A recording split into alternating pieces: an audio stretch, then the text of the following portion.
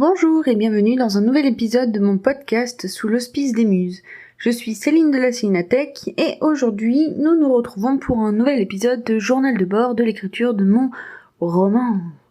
Alors, on est le lundi 1er juillet là actuellement.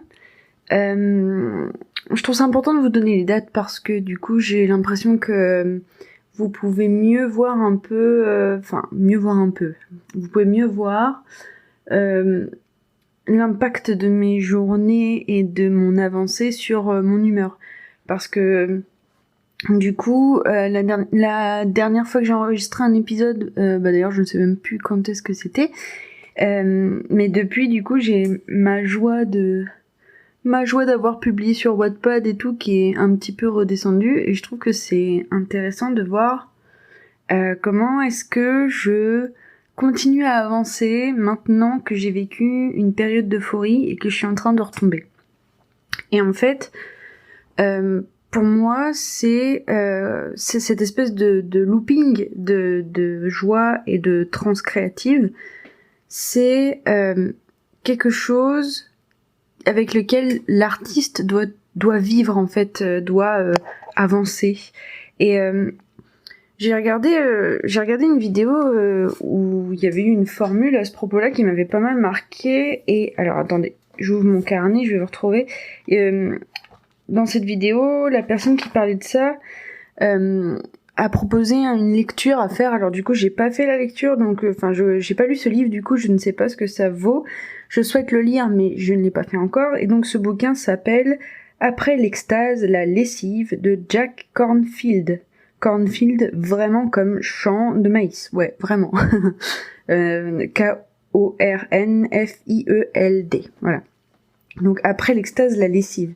Et je trouve que c'est vachement évocateur de comment est-ce que je me sens aujourd'hui, alors que j'enregistre cet épisode. C'est-à-dire que je sors de cette période où je me suis rendu compte que tout allait bien. Je me suis rendu compte que j'avais du coup cette petite pointe de joie de publier sur Wattpad, un petit peu dans l'euphorie aussi du fait que ça y est, je vais déménager. Plein de choses bien quoi qui me sont arrivées, qui m'ont fait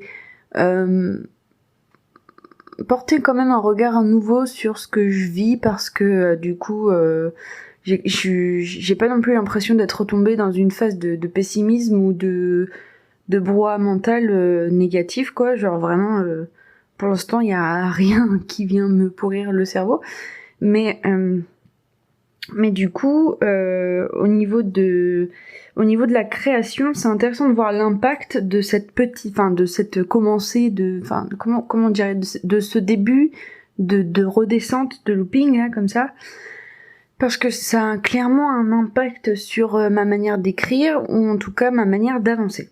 Donc dans le dernier épisode, je vous racontais comment est-ce que j'ai fait de l'écriture une habitude assez ancrée dans mon quotidien.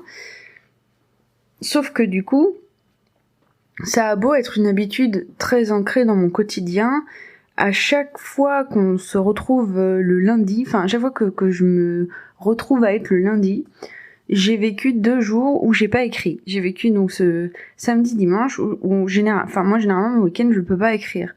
Et de toute façon, je souhaite pas forcément écrire le week-end, parce que du coup c'est vrai que vu que je suis chez moi et que je suis en télétravail, tout ça, en fait moi je peux écrire toute la semaine. Je suis seule toute la semaine en fait. Je suis seule de 8h30 à 18h30 à peu près. Donc en fait j'estime que j'ai besoin de faire mes interactions sociales le week-end quand je peux, et le soir quand je peux, voilà. Bref, le but n'était pas de me justifier de pourquoi est-ce que je n'écris pas le week-end, parce que après tout on s'en fout, mais du coup ce que je trouve intéressant, c'est d'analyser un petit peu l'impact que ça a sur mon lundi, parce que là par exemple aujourd'hui j'ai dû écrire, je pense que j'ai écrit j'ai éteint mon ordinateur donc je pourrais pas vous dire, mais je crois que j'ai écrit genre 2 ou 3 paragraphes, mais pas plus, mais vraiment genre même pas une page Word. Et d'habitude dans une séance d'écriture normale entre guillemets. Disons que par exemple la séance d'écriture du mercredi, j'écris plutôt 1 à 2 pages dans ma séance, quoi. Et alors du coup, ce qui est intéressant, c'est que je ne ressens pas d'émotions négatives par rapport à ça.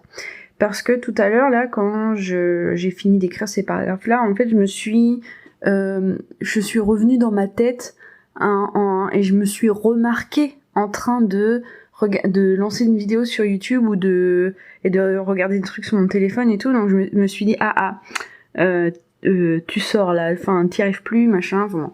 Et je me suis honnêtement posé la question en me disant, qu'est-ce que je fais ? Est-ce que je lutte pour refaire une phase de concentration et me remettre dedans un petit peu plus et tout, ou est-ce que j'arrête là ? Et du coup, j'ai finalement préféré arrêter parce que en plus de ça, je suis dans une scène où je sais pas où je vais, une scène où je me laisse un peu aller. J'ai pas fait un plan pour ce chapitre par exemple, donc du coup il faut que je laisse infuser un petit peu ce que j'ai écrit pour pour avoir une idée, enfin pas forcément une idée parce qu'en fait je pense que l'idée de ce que je veux pour cette scène là elle est là, mais je sais pas, j'ai besoin de goûter un peu plus la scène dans mon palais et pour la clore en fait par écrit tout simplement.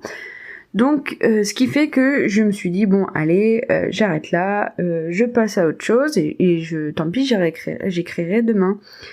Et d'ailleurs, tant pis, enfin c'est facile de dire tant pis, à vrai dire, il n'y avait même pas cette notion de tant pis, c'était j'ai épuisé mon temps de création pour aujourd'hui, je passe à autre chose. Et comment dire ? Et en fait, je pense que quelques semaines auparavant, si j'avais fait ça, j'aurais vraiment ressenti un sentiment d'échec du fait de n'avoir écrit que 2 ou 3 paragraphes et de ne pas avoir produit un certain nombre de pages. Sauf que du coup aujourd'hui ça m'est égal parce que j'ai l'impression d'avoir acquis une vision globale de ma créativité, enfin une vision globale de mon outil créatif, et du coup mon outil créatif il passe par les mains, il passe par le fait de produire des pages, mais il passe aussi beaucoup, évidemment, par la tête et par les émotions, etc., etc. Et en fait, je me dis que c'est mieux de toute façon, quand je suis dans de bonnes dispositions et que tout simplement, cette idée de production et cette idée de pas être capable d'avancer, c'est ce qui m'a fait arrêter tous ces embryons de romans quand j'étais plus jeune. Donc là, le fait de me sentir bien par rapport au fait que j'ai écrit que 2 ou 3 paragraphes, ça fait que le lendemain, je vais pouvoir rallumer mon ordinateur et m'y remettre. Et la preuve en étant, c'est que aujourd'hui, j'ai écrit beaucoup plus de ce roman que de tout embryon de roman que j'ai tenté de lancer de toute ma vie. Donc, je pense que je suis sur le bon chemin d'accepter qu'il y a des périodes, d'accepter qu'il y a du temps qui ne sera pas le même d'un jour à l'autre, d'accepter qu'il y a des dispositions mentales dans lesquelles être, accepter plein de choses. Et c'est assez rigolo parce que je pense que la raison pour laquelle j'en suis arrivée là, d'accepter tout ça, c'est en grande partie parce que j'écoute et je me renseigne sur les fatigues chroniques, sur les maladies handicapantes, je sais pas trop comment dire ça, mais par exemple, vous voyez, la principale personne chez qui je me renseigne, c'est une personne, je sais pas si on dit atteinte, mais il me semble, atteinte de fibromyalgie. Et en fait, cette personne, c'est Leila LKL Coaching. Donc si vous la cherchez, elle est disponible elle est pas mal active sur Instagram. Elle a un podcast qui s'appelle Vivre avec. Je vous mettrai un lien dans la description pour son podcast. Et Et pour son Instagram aussi, je pense. Enfin bref, je vous mettrai des liens. Mais bon, du coup, en fait, il faut savoir que cette personne a remplacé Esther, la coach qui me suit, durant le mois de juin. Et du coup, on a pu, dans notre groupe de coaching, on a pu faire une séance individuelle avec elle et une séance en groupe. Et du coup, moi, évidemment, j'avais envie de savoir un peu ce qu'elle faisait. Donc, avant de faire ces séances individuelles et cette séance en groupe, je suis allée la suivre sur ses différents formats et je suis allée écouter un peu ce qu'elle produit. Et du coup, elle parle beaucoup de faire le deuil d'une vie normale. Enfin, d'une vie normale, c'est un mot que je déteste. En fait, faire le deuil des choses que on n'est pas capable de faire sans porter atteinte à son intégrité, que ce soit son intégrité physique ou émotionnelle.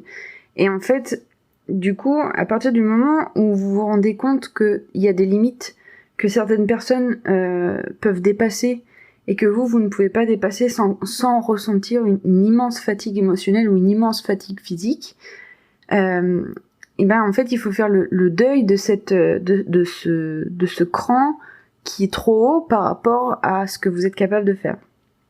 Et du coup, quelque part, j'ai l'impression que ce que je vis avec la création artistique et aussi avec moi-même en tant que personne, en tant que corps qui bouge et en tant que émotion qui ressent beaucoup de choses,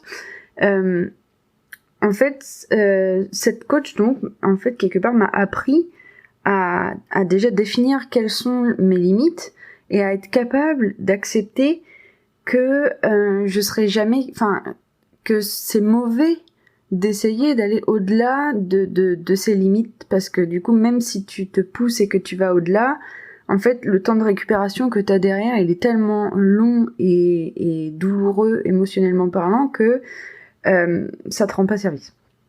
Enfin, bien sûr, après, tout est relatif, et je trouve que j'explique pas forcément hyper bien parce que je suis pas forcément atteinte de fatigue chronique ou de choses comme ça, mais je trouve que tout le monde a quelque chose à apprendre de ça, parce que on essaye tous de correspondre à une norme d'activité, une norme de production, une norme de comment dire. En fait, j'ai l'impression, et là ce que je vais vous dire c'est très très subjectif parce que c'est ce que j'ai ressenti depuis le mois de septembre dernier. En fait, j'ai le sentiment que quand on termine ses études, comment dire, mais tout le monde le ressent pas comme ça, alors je vais dire je et puis ça ira beaucoup mieux. En fait, moi, quand j'ai terminé mes études, quand j'ai rendu mon mémoire et qu'on m'a donné un papier qui disait que j'avais terminé mon master, je me suis dit, ça y est, maintenant, je vais vivre. Ça y est, maintenant, je vais vivre et je quitte le mode survie parce que pour moi, les études, c'était un mode survie. Et je me disais, maintenant, je vais vivre la vie que je veux. Et c'est à moi de tout faire pour la vivre. Et en gros, je me suis dit, je porte la responsabilité de la vie que je vais mener à partir de maintenant où j'ai terminé mes études. Et en fait, quelque part, je me suis créé une sorte d'urgence. Je ressentais vraiment une urgence à vivre, une urgence à réaliser mes rêves, une urgence à atteindre des objectifs, à produire des choses, etc., etc. En fait, une urgence à créer des preuves de mon existence, de mon existence qui allait au-delà d'un mode survie, en fait. Sauf que, en fait, on dirait Sophie-Marie Laroui dans... Non, je me souviens même pas... À bientôt de te revoir, voilà. Donc, finalement, là, il y a 2 semaines maintenant, il y a une semaine, je sais plus. Il y a 2 semaines ? Oui, il y a 2 semaines. Il y a 2 semaines, en fait, quelque part, j'ai ouvert les yeux sur le fait que chaque jour, je fais quelque chose qui met une pierre à l'édifice de ce spectacle que je veux laisser au monde, qui dira que j'ai existé. Et en fait, je peux pas construire un château fort en 6 mois. là ça fait quoi, en septembre ça fera 1 an que je commence à essayer de mettre des choses en place, et encore parce que du coup j'ai pas vraiment commencé en septembre, mais en septembre ça fera 1 an que j'ai terminé mes études. Wow. Ça me fait trop bizarre de dire ça parce que je suis en train de vous faire un podcast pour vous dire oh là là là, je vais pas construire un château fort en 1 an et tout. Et là en fait je viens de me dire purée, au mois de septembre au mois de septembre ça fera 1 an que j'ai terminé mes études, et je me suis mis la pression pour accomplir des choses dans ma vie, alors que purée là je me retourne, je regarde ce que j'ai fait, et purée les gars, j'ai fait 3 vidéos YouTube qui m'ont pris toutes les 3 12 heures à faire. J'ai découvert quelle est ma mission de vie, j'ai découvert ce que je veux faire dans le monde, je me suis remise à l'écriture, j'ai écrit 2 chapitres et demi d'un roman, enfin je veux dire, là je vais publier l'épisode que vous entendez, c'est l'épisode 25 d'un podcast que je publie 3 fois par semaine depuis quelques mois là, 2 mois et demi, enfin bref. Je veux dire, j'ai fait un coaching qui m'a repoussé dans toutes mes limites et qui a élargi ma zone de confort, mais d'une manière incroyable. Enfin, je pourrais continuer longtemps, je pense, à faire la liste de tout ce que j'ai accompli finalement là depuis janvier, parce que du coup, moi je considère pas que j'ai commencé en septembre, et encore parce que du coup j'ai commencé un cheminement.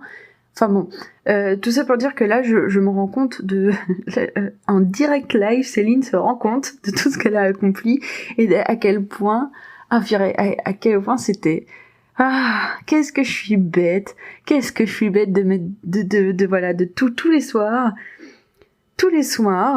au lieu de me lancer un jeu vidéo et de me dire allez, je vais kiffer mon jeu vidéo, j'adore ça. En plus, enfin quelque part un jeu vidéo c'est super parce que ça me nourrit ma créativité, machin et tout. Mais non, moi je me disais non, je veux pas allumer ce jeu vidéo parce que j'ai un truc, une boule au ventre qui me dit que j'ai pas assez produit ou que j'ai pas assez fait de choses dans ma journée. Du coup, je vais être omnubilée sur cette idée que j'ai pas fait assez de choses, et je vais pas m'autoriser à me divertir et à me relâcher pour la soirée. Non mais n'importe quoi. Et en plus de ça, le pire, c'est que là, du coup, ça fait bien 1 semaine que j'ai switché et que je suis en mode... je saurais même pas comment appeler ce mode. J'ai l'impression... En fait, c'est comme si j'avais fusionné avec une meilleure version de moi-même. Et du coup, là, en fait, genre, j'ai une aura et tout. Et genre... les mini-boss que j'étais en train de défoncer, là, dans le jeu vidéo de ma tête... voilà, je les one-shot tous là, je les overkill et tout, et là j'avance, et il y a plus rien qui m'arrête quoi. Et le pire, c'est que tout ça, en jouant à des jeux vidéo le soir, ou en jouant à des jeux de cartes le soir, ou en jouant, enfin je veux dire, en ne culpabilisant pas de regarder un épisode d'animé en plus à midi, enfin bon. Oh là là là là, je vous jure. Ah là là là là. Ah là là. Bon, du coup, c'était sur quoi cet épisode déjà, je me souviens plus. J'ai écrit aujourd'hui. Ah oui, c'est vrai, je vous parlais de « Oh, j'ai écrit que 2 ou 3 paragraphes, et tout. » Bon. Ils sont bien mes 2 ou 3 paragraphes, et je suis pressée de terminer mon chapitre 3 pour publier mon chapitre 1 sur Wattpad, parce que là, il y a déjà 16 personnes qui ont lu mon prologue, et ça me rend vraiment heureuse, donc je suis pressée de publier la suite. C'est pour ça que du coup je vais continuer de tous les jours avancer mon chapitre 3. Et vendredi, je vais à la Japan Expo, vendredi 5 juillet 2019, je serai à la Japan Expo. Bon, je sais pas si... Enfin, je pense pas que je vais rencontrer des auditeurs et qui vont faire « Waouh, mon Dieu, c'est Céline de la Cinéthèque, elle est là !»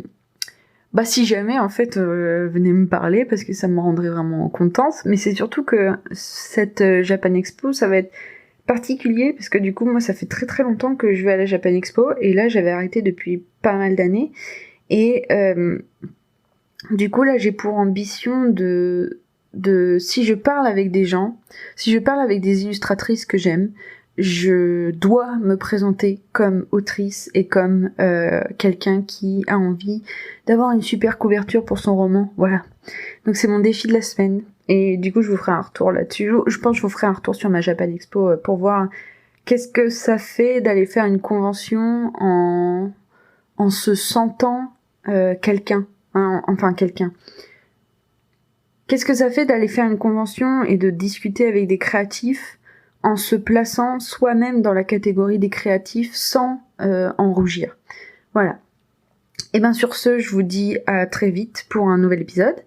Je vous souhaite vraiment de vivre le switch que j'ai vécu là, parce que j'ai l'impression que je vais soulever des montagnes. En fait, là, clairement, Atlas, il peut se rhabiller. Hein. Enfin bref. Allez, à la prochaine. Ciao!